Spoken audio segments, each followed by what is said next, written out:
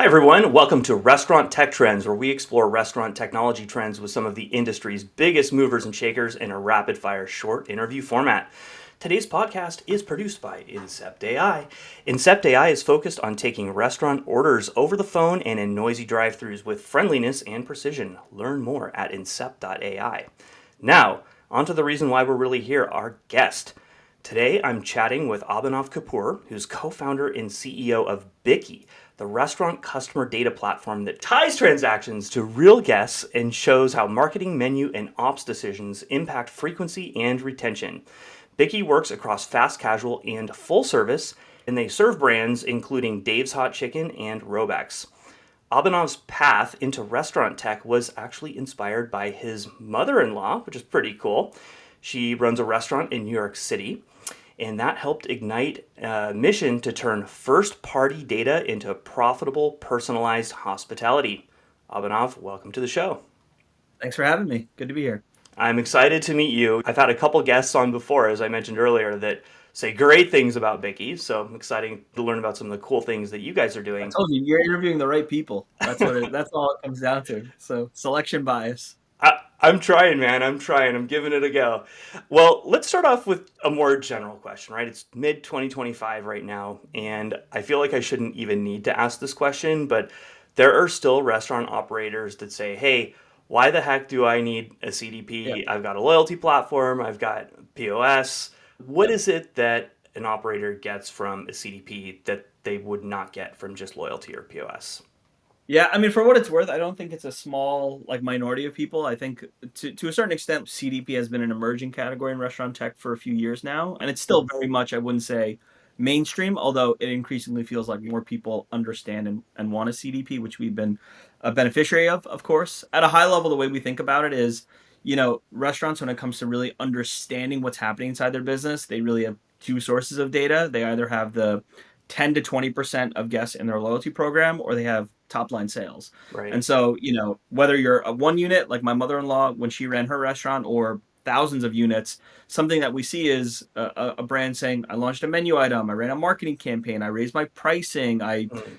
launched drive through locations for the first time. And the thing that they would look at again is the small subset of, your most valuable, but also highly biased and highest frequency guests, like your loyalty program, which is 10 to 20%, or you just look at sales and you're like, sales went up, I guess it worked. But what that leaves in the middle is this giant gap of really understanding how did each of those decisions impact customer acquisition, retention, frequency, lifetime value, the things that ultimately drive top line sales in the first place. That's where a CDP comes in. We can pull in data across all of those channels, basically build profiles on guests across every transaction source. And Mm. so when you pull one of those levers to grow the business, instead of looking at top line sales, we can say, no, you launched that menu item and here's how many new customers bought it. Here's how many of them came back. Here's their frequency. Here's what else was on the check. Here's what it cannibalized. All the tertiary things that brands care about. I think that's probably the most succinct explanation of the value that a CDP can bring to a restaurant operator that I've ever heard. We've been working on it for a while, so I appreciate that. Well, I recently actually was interviewing one of your customers, a guy named Adam Kinziger at Waba Grill, and Yeah, we he love talked Adam. We about, love it. yeah, he's a cool guy. He was talking about a specific use case. I think they had had shrimp with tails on their menu for a long time, Yeah, and they started working with Bikky, and they noticed that guests were ordering this and they were not coming back and ordering it again. And Bikky provided them with this insight that they might want to make a change to this menu item. They took the yeah. tails off the shrimps, and then they ended up the frequency started to increase. They started to see that menu item perform on par with other items on the menu. I'm curious from your perspective as you look across all of your customers, what is an example of something like that that's maybe had Yeah. a larger scale impact, whether that's, menu specific or more or, ops just more generally.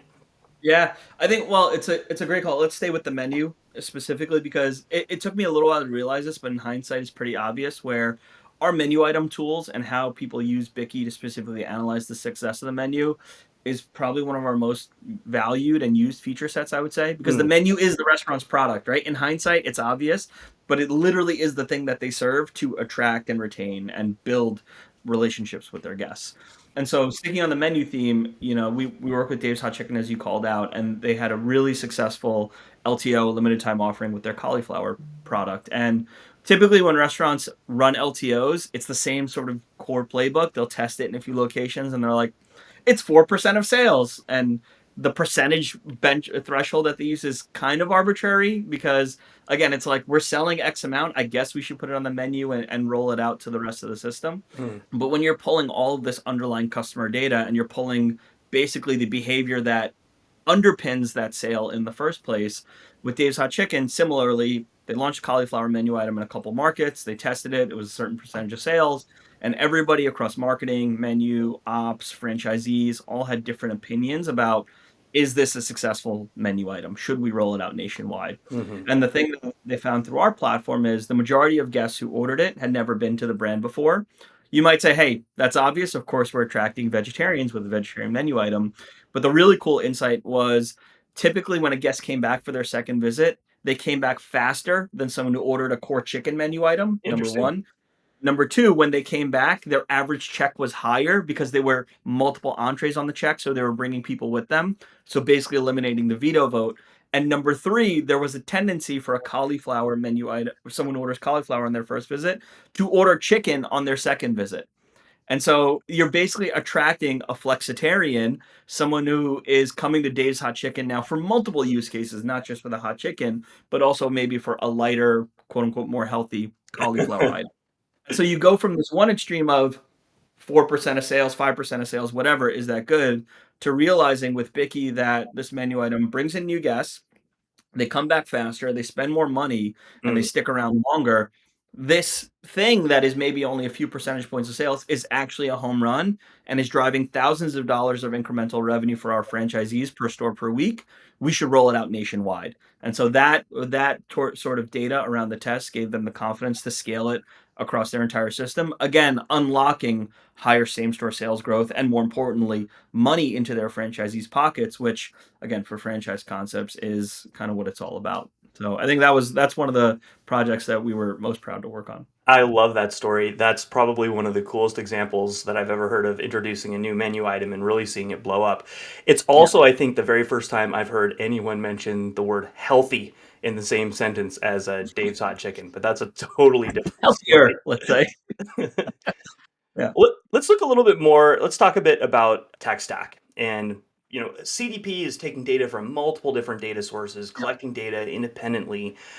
What do you see today as the minimum viable tech stack for, let's say, a 50 to 250 unit brand?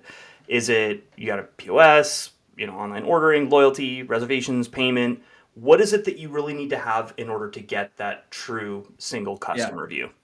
Yeah, I mean, the cool thing is like again, by being a CDP that's focused exclusively on the restaurant industry, we've pretty much built all the most slash all the integrations we need across all of those different systems that you mentioned. But I think again, our whole purpose and our philosophy as a business is we want to slot into the channels or the pieces of technology that they're already using to serve guests to pull data from those. So I see. point of sale, maybe bundled with payments, doesn't have to be. We also integrate directly and can pull data directly from the payment processors or payment gateway as well. Online ordering, of course, loyalty, which I feel like we're very complementary with because what we find sometimes is a guest who maybe is on the loyalty program, sometimes when they come back, they don't check into loyalty when they come back. And so you still want to pull in that data and have a comprehensive look at their full ordering behavior to understand if they're truly lapsed or not. But all the points that you mentioned is, cloud-based POS is better just because the integration path is easier. Online ordering right now is I would say is table stakes for Yeah. brands as loyalty feels like it increasingly is table stakes for brands. And so I would say those are probably the core aspects that we look at. Just out of curiosity, diving into loyalty specifically, what are your ambitions in that area? Are you a partner first approach? Are you planning on building more loyalty capabilities directly into Bikky? What's the future look like there? Definitely partner first. I think we work with and have integrations with almost all of the big loyalty providers. And again, like the beautiful thing about that relationship is that a CDP is very complementary to loyalty. To give you an example, we work with a 60 unit brand and they're on one of the big loyalty providers and they built a campaign to say we want to target everybody who hasn't visited in over 200 days. And in the loyalty Mm, provider, it was 500,000 people in that segment. And in our system, it was 300,000 people in that segment. Because what we found was almost 50% of guests who were in the loyalty program were still coming to the brand. They just weren't using the loyalty platform. And interesting. so Huh. with our segmentation pushing to the loyalty provider, we are ensuring mutual success for our customer to make sure that they're targeting one, the right guests with relevant messaging. Two, they're actually increasing the ROI on the promotion that they're attaching to that message. And three, again, they're driving incremental visits to the brand, which is win win win for the customer, for the loyalty provider, and for us.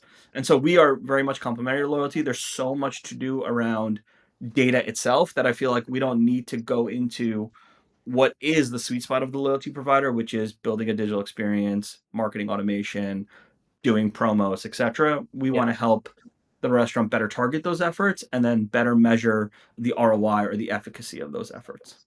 Cool. Makes sense. And I love that ecosystem mindset as well. I find just in this industry, it's a great way to drive growth, for companies like ours. Maybe all things to all people. That's when you get in trouble from a product standpoint. So Exactly.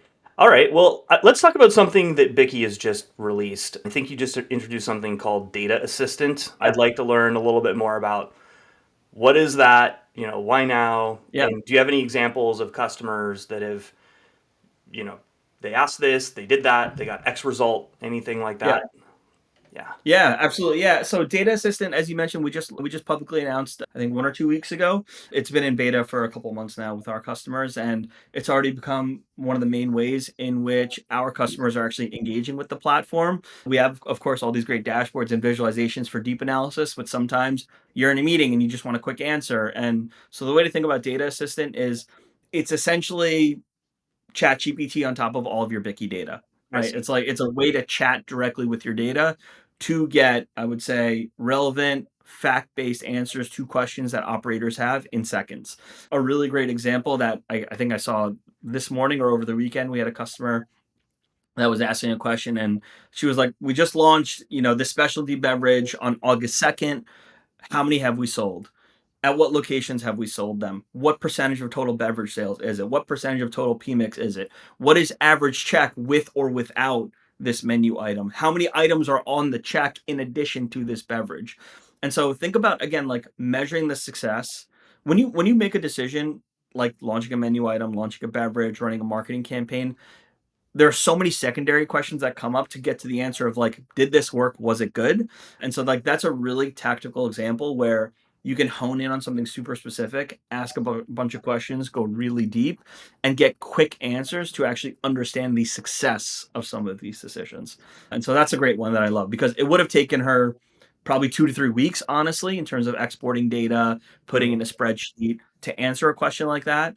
And again, we've taken 3 weeks worth of effort and compressed it into, you know, basically 20 minutes worth of chatting with the data. And so Mhm. it's a huge amount of time savings and that leads to better decisions, faster decisions, and of course, more opportunities to actually grow the business. Very cool. I love it. Well, we're almost out of time, and I like to finish these interviews up with a series of rapid fire questions. So, rapid fire questions, you have to answer each one of these questions with no more than one sentence, one word, Okay, if you can do it. All right. I'm ready. So, let's go ahead and let's start with number one. What one lesson from your mother in law's restaurant shows up most in Bicky's product roadmap today? Try to figure out why. Try to figure out why. All right. Right. What's one metric that every operator should be checking daily aside from sales? Guest retention. What is a small A/B test any brand can run next week? Running a lapsed marketing campaign with a menu item in the picture and without a menu item in the picture. All right, no, interesting example. The coolest use of AI you've seen in restaurants this year that's not Bicky related. Voice ordering. Voice ordering. All right. Now, last one.